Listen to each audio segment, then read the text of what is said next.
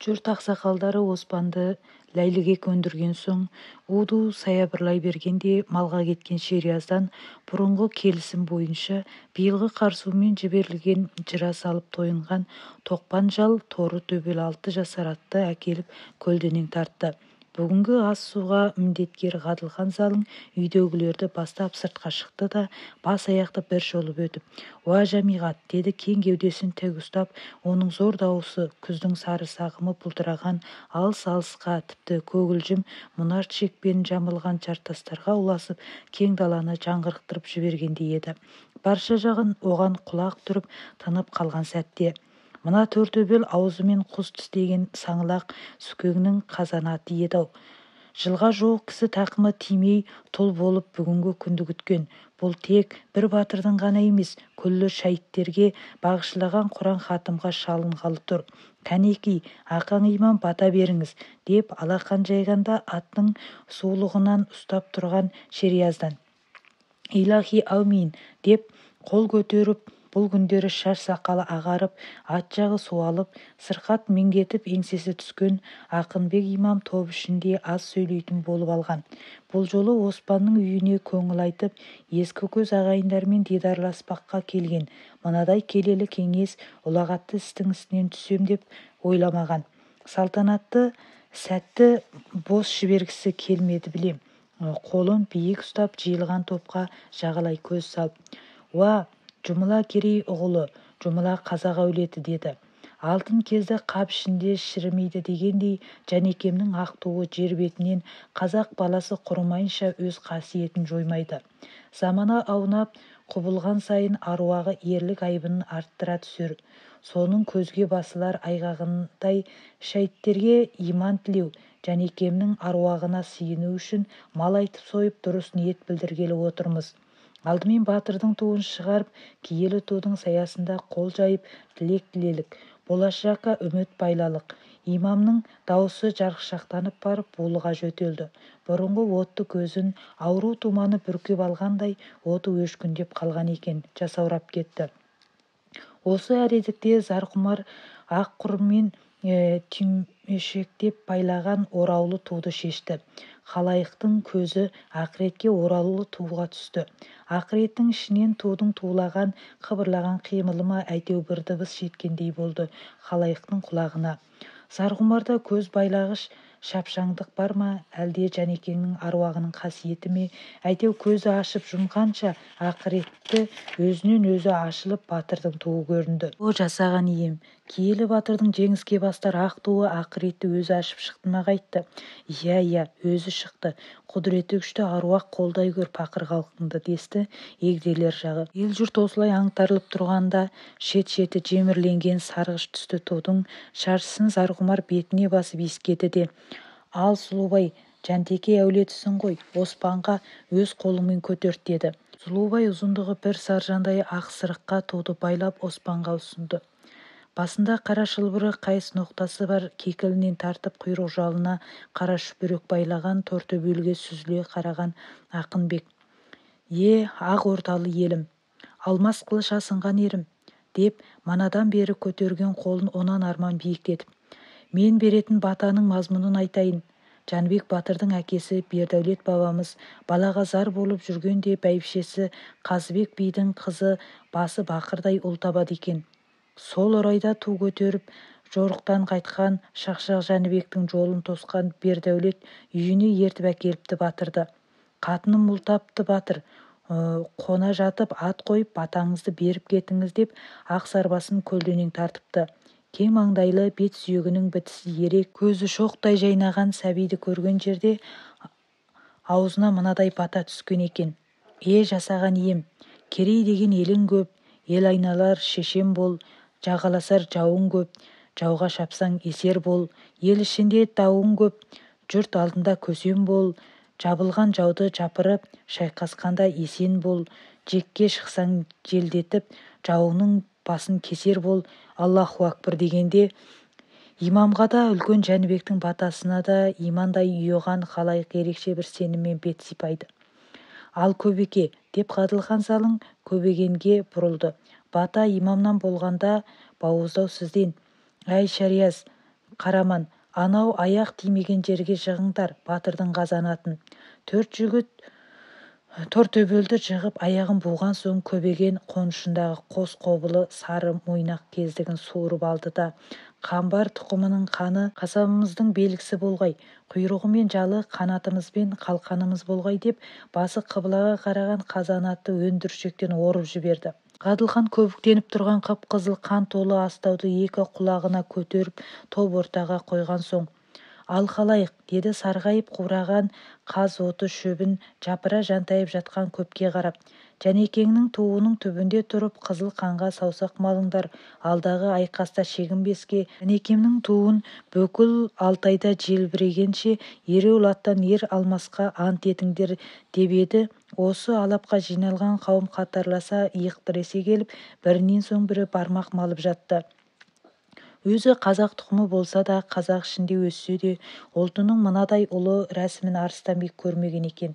Мұндай ұлы рәсімге де айтылған әңгіме, берілген сертке көңілі тойғандай. Алдыңғы жылы ұстазы Уаңжүннің шіркін-ай, қазақ халқының санының аздығы болмаса, санасы мен сапасы, саны көп халықтан артық болмаса, кем емес екен ғой. Тәрбиелеп жетелесе көздеген көмбесіне сүрінбей жетер түрі бар деген сөзі оралды есіне. Жан дүниесі дауылды күнгі көл бетіндей толқып кетті. Бір түрлі ерлік қанат біткендей көңілденіп, көркейіп қалды. Ол іштей толқып отыр. Ерлік пен қарапайымдылық, қажырлық пен парасаттылық. Тәңірім осы момын қауымның санасына аямай өлшемей құя салған-ау. Қара тұтып қан құсып отырса да, алдағы асар асуы жайлы кеңес құрады, кесім жасайды деген ойда отыр еді. Қазаншылардың да бір дүбір абың-күбің оның ойын үзді. Бақса мезгіл бесінге таяп қалған екен. Осы кезде Ақынбек Оспан бастаған қос басыларын, ру ақсақалдарын құрап, бесін намазын оқуға ыңғайланды. Қарақас молқы ішіндегі ақыттан көп-көп тәлім алып, ғұламаның жолын қуған Ақуди молла Ақынбек имамның алдында жас баладай бәйек болып, Ақынбек имамның қолына су құйып, құрмет білдіріп тұр. Имам дәрет алып болған соң, кім біледі, ендігі жолы сендермен бірге намаз оқи аламын ба жоқ па, көзім жетпейді, деді дауысы қалтырап. Олай демеңіз тақсыр, жеріміз жендеттерден тазаланып, еліміз еңсе көтерген соң, қос жыңылдың құйғанынан өзім-ақ мешіт салдырып, өзіңізге мәзін боламын. Медресе ашып қазақ балаларын оқытам, деді Сұлубай. Ақынбек күлімсіреп келіп, оның маңдайынан иіскеді де, Алла соған нәсіп айлағай, деді. Бесін намазы оқыған соң көп өтпей тамақ түсірілді. Бүгінгі кеңеске қатынасып көп нәрсе аңғарған қалқалық қонақтар қайтуға қамданды. Қалқажан Оспан мен Сұлубай бастаған азаматтарға. Бұл жолғы сәлем сауытымыз шамалы ғана болды. Өкпелемеңіздер. Сіздердің мына құрған саптарыңыз нығайғалы тұр екен, келісім жасасақ болар еді, деп ұсыныс қойып тілек білдіріп еді. Оспан мен Сұлубай бірінен соң бірі мынадай тілек білдірді. Біз сені жатсынып сенбей тұрғанымыз жоқ. Шынайы істестік жасасу үшін сіздер жақтың басшылары келсін, орны бұлғынның басы болсын, деп бір байламға келген соң оларды аттандырып жіберді. Бұл кезде Тортөбелдің семіз еті мен сорпасына тойып алған азаматтар мен ақсақалдар топ-топ болып әңгіме шертісіп, гуілдесіп жатқан. Қалқаш қой Оспанға туыс екен, оған сендік, ал мына Қалқажанды неге ертіп келдіңдер? Мен осы Қалқа жаққа сенімім орта, деді Әлқайдар. Қойсайшы, Қалқаш Оспан екеуіңе туыс болса, Қалқажан мына шерушілерге туыс. Сенбейтін не тұр? Бізде бір тәйжі еліміз ғой, деді шеруші келденнің шекесі сырқырап. Әлқайдар оған көзінің құйрығымен қарап. Саруаң бөке бастаған молқыны туған жерінен қуалап қырғындау мен дүнген төңкерісінің алдындағы жалғыз айроплан соғысында қанша Жантекей қырылды. Жантекейдің Көбек, Секел, Қангелді руларының тұқымы құрып кете жаздаған жоқ па? Осының барлығына Қобданың моңғолдары кіріптар еткен еді ғой, десіп жатыр еді. Ой, пырай, осы екеуінің пішпырағың-ақ таусылмайды екен. Тыртықты тырнап қайтесіңдер? Қалқаға біз бас ұрмадық, өздері ғой келіп жүрген. Қожаң берсе қойныңа сал дегендей, қару-жарақ берсе алармыз, бермесе жалынбаймыз, деп оларды тоқтатып тастады да Сұлубай. Уа халайық, деді дауысын көтеріп. Бүгін бас аяғымыз құралған, етек жеңіміз жиналған сәтті бір күн болды. Менде мынадай ой тұр. Өркерейі аттың жалы түйенің қомында жүргенімен қаба мен құйған сауыр елі әлі ұйықтап жатқан түрі бар. Сарсүмбе мен Бурылтоғай елі ішінде Бейсұлтан, Расул, Ахметжан сияқты санаулы ғана азаматтар атқа ерді енді салып қолына қару алыпты деп жан-жағын бір шолып еді. Бәрі де имамға ұйыған мүриттей аузына қарап қалған екен. Аят оқып отырғандай нақышына мақамына келтіріп қайта сөйледі. Алдыңғы жылы Өр-Алтайдың Қасқа мен Жайсаңдары Мәңкейдің орнына Құран оқығалы барғанда алқа құрамыз деген бір түйінді алған қойса да ойларын сұм заман жүзеге асырмапты. Бүгін алқа құрып оған басшы сайласа қайтер еді. 10 аққуға да бір басшы деген ғой деді. Сұлукей, осы сенен шықпаған шығады екен. Алқасы несі? Қатындар тағатын алқа ма? Деді Қараман күле сөйлеп. Сұлубай тоқтап мүдіріп қалды. Сөзді көбеген іліп әкетті. Алқа деген ол жерде ұйым деген мағынада айтылып, билік айтушы, билік жүргізушілердің ортақ есімдері ретінде ауызға алынады. Ол солай түсіндік жасаған сәтте Ғаділханның есіне бірнеше күннің алдында Оспан мен Ауашадағы кеңесі түсті. Сонда Ғаділхан өзінің болжампаз ойшылдығына басып, Ошың Дәлелханды біреулер атсыз аяқсыз жоғалып кетті десе, біреулер Шыңғысайдың түрмесінде деген еді. Ал бүгін қалқаның жерінен шығып отыр. Бізге қару-жарақ жібермек, өзі келіп басшылық етпек. Осылар түбінде дайын асқа тік қасық салып жүрмесін. Жәдік Жантекей шеруші абақтан туған жуан ата, ертеңгі күні билікті осылар қамқарып кетіп, жұртта қалып жүрмелік. Осы төңкерісте біз аз шайт бергеміз жоқ деген. Бірақ Оспан оған жауап бермеген. Кенет Ғаділханға тағы бір ой келді де. Осы алқа-салқа дегенді қойсақ қайтеді? Тарихта қауымды бағындырған хан патша сайланған екен ғой. Әйтеуір қазір бізде ие жоқ, жақсылықтың нышаны болсын. Патша сайласақ деймін. Бұған ешкім таласпайды. Мұнан былай патшаға бағынып, оның әмірімен бірыңғай күрес жасасақ деп еді. Гу-гу етіп отырған халайық түсінбеді ме? Түсінсе де қалай жауап берудің жолын білмеді ме? Әйтеуір ешқайсысы суырылып сөйлей алмады. Көпшілік аңтарылып қалған сәтте сөз қамалын бұзған Сұлубай болды. Ей ағайындар, мына бір тамаша бастама екен. Біздің қазақ жаңа туған баланы қойып, жас төлгөде ат қойып, ен таңба белгі салады ғой. 2-3 жылдан бері қан төгіп ұрыстық. Мақсатымыз не еді? Есім хан қара әкімнің басын алды. Ырысхан ақтекелер құсап қол топтадық. Солардың артынан ердік. Неге ердік? Кім зорлады? Әйтеу ердік. Зорлаған ешкім жоқ. Өткенде әншейін бір қысыр кеңесте Есімхан Ырысхан төңкерісі деп қалды мына Арыстанбек. Онымен қоймай өлең шығарса қайтеді деген жақсы ниет білдірді. Ал мына қалқаның басшылары бізбен кездесіп, келісім жасауды алға тартып отыр. Сонда біздің бетке ұстар басшымыз кім болмақ? Орнымыздың есімі не болмақ? Меніңше патша сайласақ, ұйым белгілеуімізді қажетті. Ол қиын шаруа емес. Патша деген Оспан болады. Әлгінде көндірдік қой, не дейсіңдер?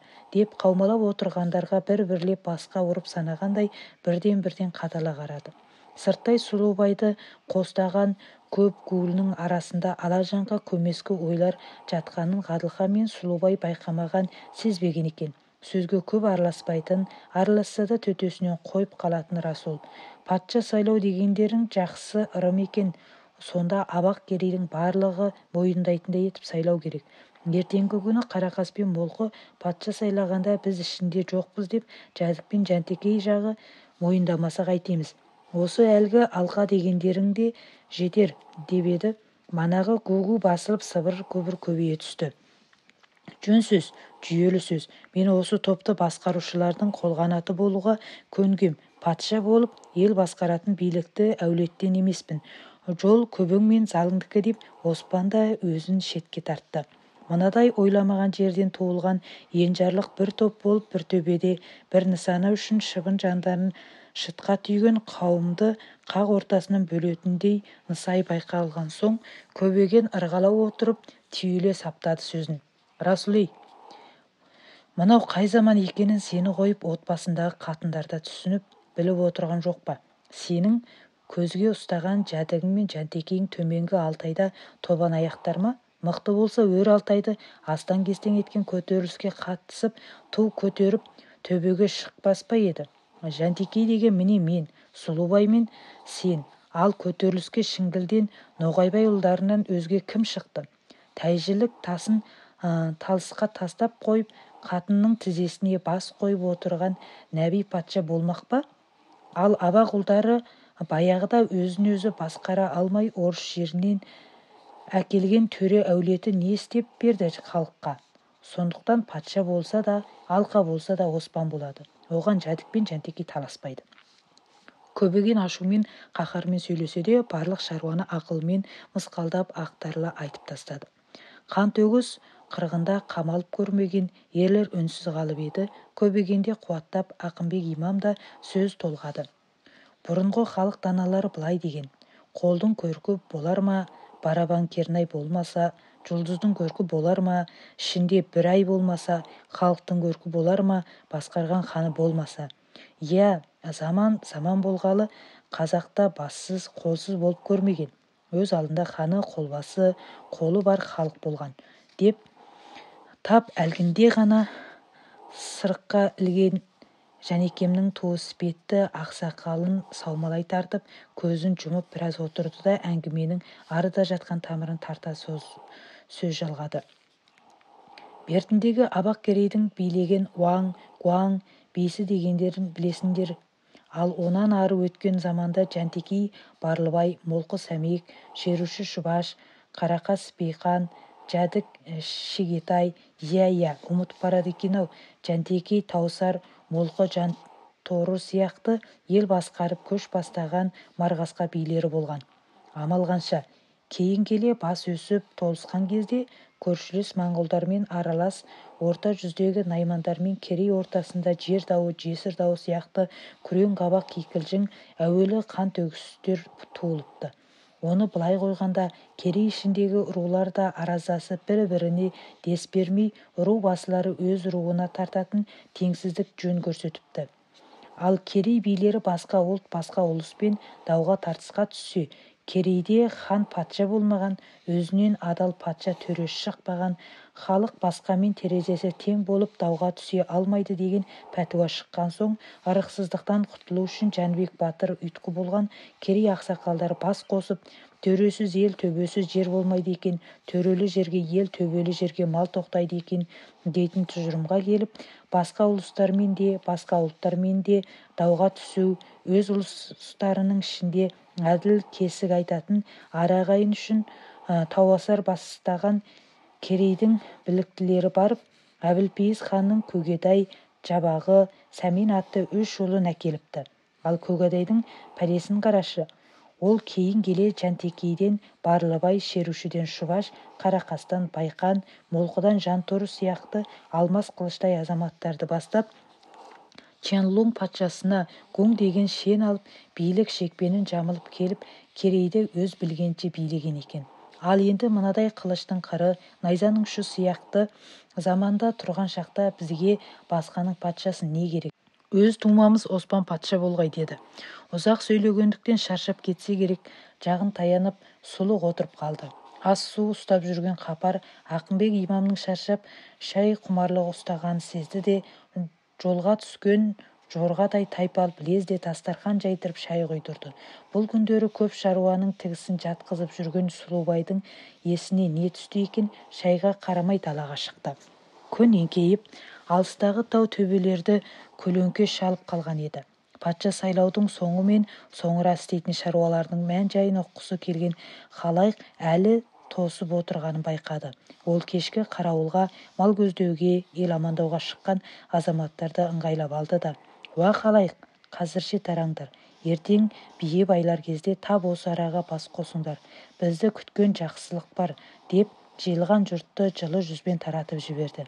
Ел тарап Оспанның және басқа ауылдардың үстін түннің алып түндігі бүркей бастаған. Екі Қызылдың сай-саласын ауылға қарай қараң-құраң мал да беттеп, күн сәулесінің сөнуін тосқандай-ақ жұлдыздар да самсып жамырап шыға келді.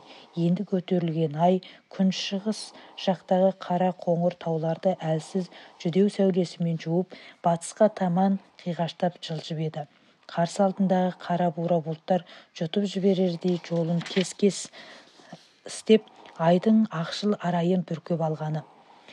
Кешкі тынып қалған тыныштықты бұзып, ұрыста ботасы өлген боз інгендердің боздаған сорлы даусы, жетім құлындардың кісінегенімен алыста жұртта қалған маң төбеттердің ұлығаны естіледі. Онымен қоймай, тым шалғайдан сонау қара түн көрпесі қымтаған түңке мен уша жақтан тарс-тарс атылған мылтықтың даусы талмаусырап құлаққа ұрылады.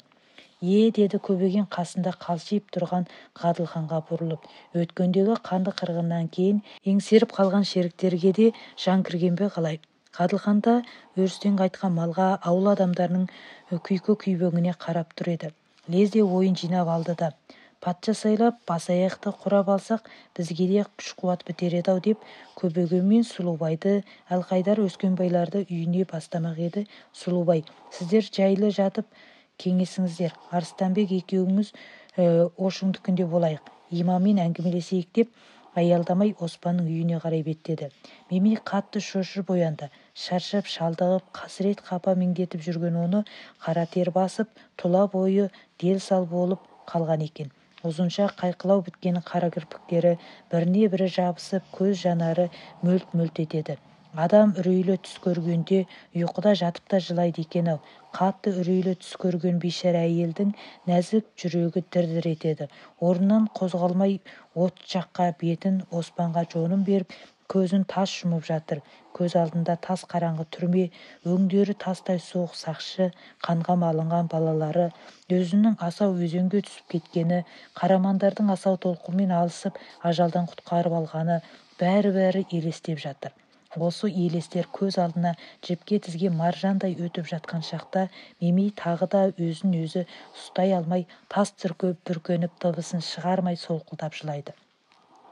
Мемейдің жан арпалысын ұққан Оспан да бұл таңды мең-зең болып ұйқылы ояу атырды. Мемейдің таң атқанша жылағанынан сескенген Оспан онан ары төзе алмады. Орнынан ептеп тұрды да Мемейдің аяғынан аттап дүзге шықты. Бозала таң сәулесі шығыс көкжиектен сараңдау себелеп, боз торғайлары бебеулеп, ендігі күндің тірлігін бастаған. Мемей жан азабына, қайғы-қасірет дертіне төзіп, басын көтерді. Бейне өзінің мұңлы халін әнге қоса егіліп тұрғандай торғай үніне құлақ тұрып киіне бастап еді. Сұлубай да қатты керіліп есінеп алды да: Мемей-ау, түнімен бастырылып мазаң кетіп шықты ғой, не болды өзі? Деді. Мемей күрсінді.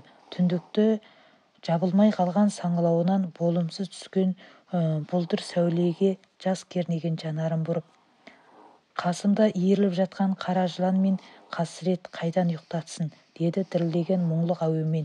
Астапыралла, қара жылан несі? Монтансымашы, Алладан садақа кет. Аллаға шет болма, Мемей. Шет болатын опасыз еркек әлгінде шығып кеткен қара доңыз. Мен өлі мен тірі арасында, абақты тозағында жатқанда, өзегімнен үзіліп түскен баламнан айырылып жатқанымда, қара доңыз шайтан жолына түсіпті. Байы өліп, бағы өшкен баянмен төсектес болыпты.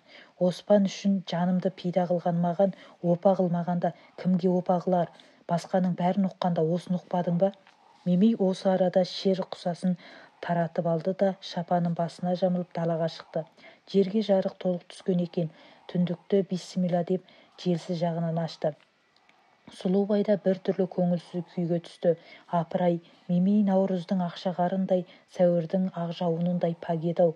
Пәк жүрегі сезген болды-ау бір сұмдықты. Бұл жалғанда сайқал сұмдықтың, арамдықтың тұтқыны болудан қиын не бар екен? Сұлубай қайдағы бір ойдың шырмауында киініп бола беріп еді. Ақынбек имамның шақырған азаны ойын үзді. Орнынан тез тұрды. Есікті ептеп ашып, таң сәулесі себелеген далаға шықты. Сәске болмай кешегі уәде бойынша аттылы адамдар тұс-тұстан бейне тойға, асқа келе жатқандай Оспанның ауылына қарай ағылды. Ғадылхан бүгін атқа ерте мінген екен. аттыларды өз ауылына қарай икемдеді. Бас-аяғы жиналып болды деген сәтте Ғадылхан ортаға шықты. «Уа халайық, қан кешкен қарындастар!» дегенде жайшылықта да түсі суық, ажарынан ызғар есіп тұратын топ бұзар залыңның дауысы кешегідей емес көтеріңкі шықты. Алладан сұрап алар бақ-дәулет болмағаны сияқты, ұлықтан сұрап алар патшалық лауазым жоқ екен. Ежелден тартып ел билер ұлықты халық өзі сайлаған. Қазіргі біз қараған өкімет қайырымсыз болғанымен, бұрынғы Жуан Шақай деген патшасы дұрыс болмаса керек. Ол патшалық таққа отырарда қазақтан да уәкіл шақырып бізді далаға тастамаған еді. Басқа бөтен бастақ ойларың болмаса да қазір Оспанды патша сайлау рәсімін бастаймыз, деп еді. Оспанның өзінен өзге қарсы шыққан ешкім болмады. Ғадылхан қабағын түйіп тұрып Оспанға: «Халық ұйғарса, хан да түйесін сояды деген. Халық ұйғарды, тыныш отыр енді», деді түсін салып. Оспан бейіне ауыр жүкті көтере алмай белі қайысқан қара атан сияқты қайқалақтап барып, тап осы тұста үлкендердің әмірінен аса алмады. «Халайық, тынышталыңдар, патша сайлау рәсімі басталады», дегенде ел көтеріліп барып тоқтап қалды. Гу-гу басылды. Бүгін аспан шайдай ашық, желсіз жылмық, көк жүзінен төгілген күн шуағына маңдайларын беттерін төсеп, момақан қауым төңкеріле дөңгелене отырды. Қауым тыныштыққа ауысқан сағатта ілген қойды сең бұзып алға бастар алтын мүйіз ақ серке сияқты Ғадылхан залын кеудесін кере шалқау тұрып сөз бастады. «Бүгінгі ханды күн талабы, қауым тілегі бізге басшы белгілеуді бұйырған екен. Қазір осыны жүзеге асыруға мұқтажбыз. Кәнеки, Оспан Сіләм оғылын біздің үйге бастаңыздар», деп еді.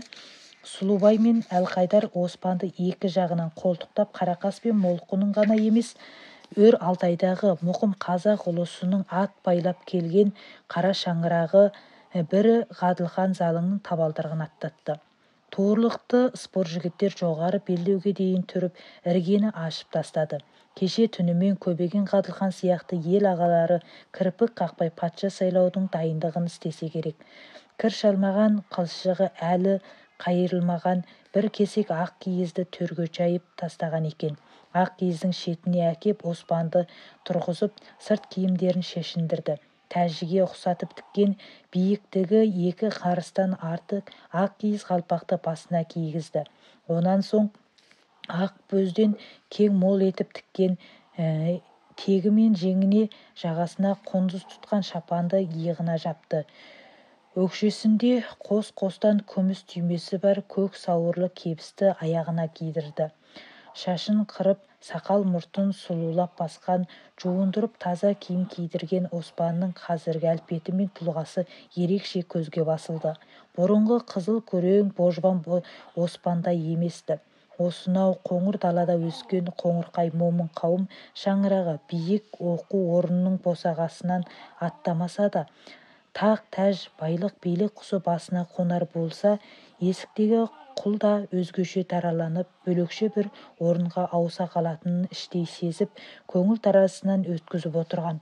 Оспанның өзі де іштей түйткілсіп ыңғайсызданды. Ата жолын үлкендер ақылынан аттай алмай іштей күйзелулі. Қалайық Оспанға осылайша әртүрлі көзбен, әртүрлі оймен қарап отырған сәтте, Ақынбек пен Көбеген Оспанды жетелеп, ақ киіздің қақ ортасына малдас құрғызып отырғызды. «Патша төбеге көтерілсін», деп ұядан балапан ұшырған ақ иық қырандай Ғадылхан саңқ ете түседі. Белдері буынып, білектерін сыбанған 4 арыс Расул мен Ахметжан, Қапар мен Қараман Оспан отырған ақ киізді 4 бұрышынан ұстап тік көтеріп үйдің іші сыртындағы көп алдына 3 мәрте өткізді де маңдайшасы алып тасталған ақбөз үйге қайта кіргізді. Төрдің қақпасына қобдиша етіп ақ киізбен орап қойған таққа отырғызды. Желсіз тымық аспан асты бір сәттік болса да бейбіт өмір бесігі құсап тыныштала қалған мезгілде Ақынбек имам, Алланың құлы Мұхаммедтің үмбеті, мұқым Абақ Керейдің әулеті. Мұндай ұлық сайлау қазақтан бүгін ғана жарыққа шыққан нәрсе емес. Осы күнде әлгі өзіміз айтып жүрген түгел сөздің түбі бір, түп атасы Майқы би дегендегі Майқыда көктен түскен жоқ. Қауым сайлаған оны да, ал осы 12 Абақ Керейде не секілді айтулы сайлау болған. Көкедай дүние салып, артынан ажыгүң билік жүргізгенде, ала-құла төрелік айтқан соң, керейдің ел ағалары оған өкпелеп, біз де еш жиып етек жаптық, басымызда малымызда өсті, толысып топтастық, ажы сыртымыздан төбе би болып қарасын деген тоқтамға келіп, мына Боршынның үштас жайлауында Алтайдың күнбетіндегі Керей Найманның игі жақсылары бас қосып би сайлау кеңесін өткізген. Жасыл жайлаудың төсінде сарығымызды сапырып, бағланның балға бергісіз етін жеп отырып, дүние төртке тоқтайды. Алла тағаланың төрт періштесі, пайғамбардың төрт шахияры бүкіл әлемде де шығыс, батыс, түстік, терістік болып бөлінген. Алла тағала күллі адамзатқа төрт кітап жіберген. Сол сияқты Қарақылды Қақжаратын патшамызға төрт ақылшы қоссақ деймін. Қалай қарайсыздар дегенде, сырқаты жанына батқан болса керек, дөңгелек ақ шеңберлі көзі жасаурап, демігіп барып сөзін үзді. Мынау бір тың ой еді.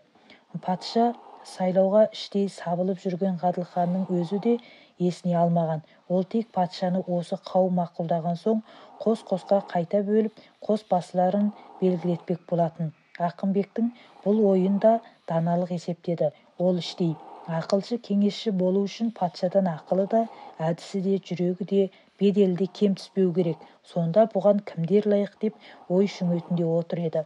Осы тұста топ ішінен әрқилы ойлар ортаға түсті.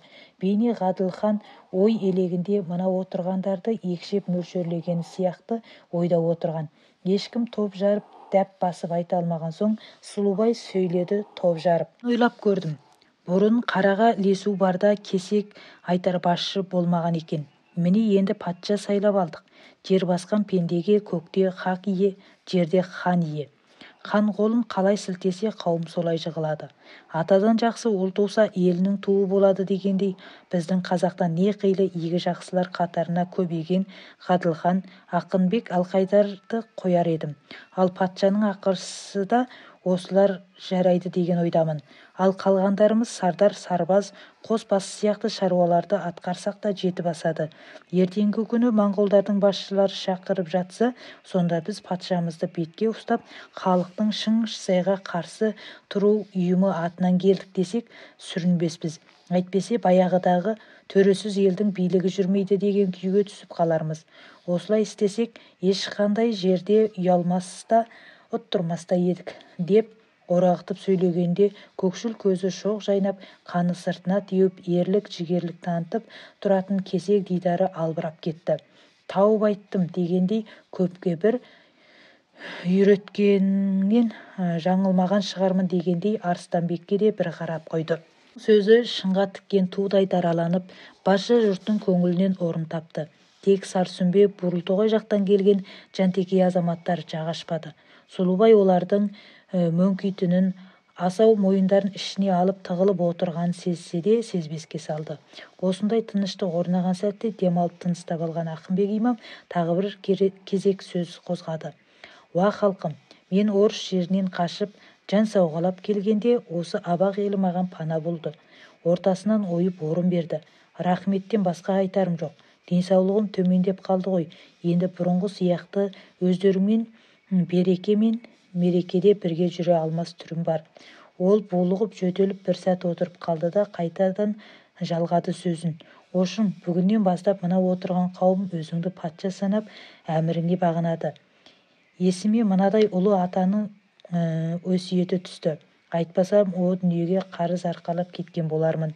Сарыби Сырым батырға мына үш сөзге: ар, ұждан, парыз, намысқа жығыл деген екен. Ерлігің артып мәртебең асқар болу үшін ар-ұждан намысыңды жауға сатпа.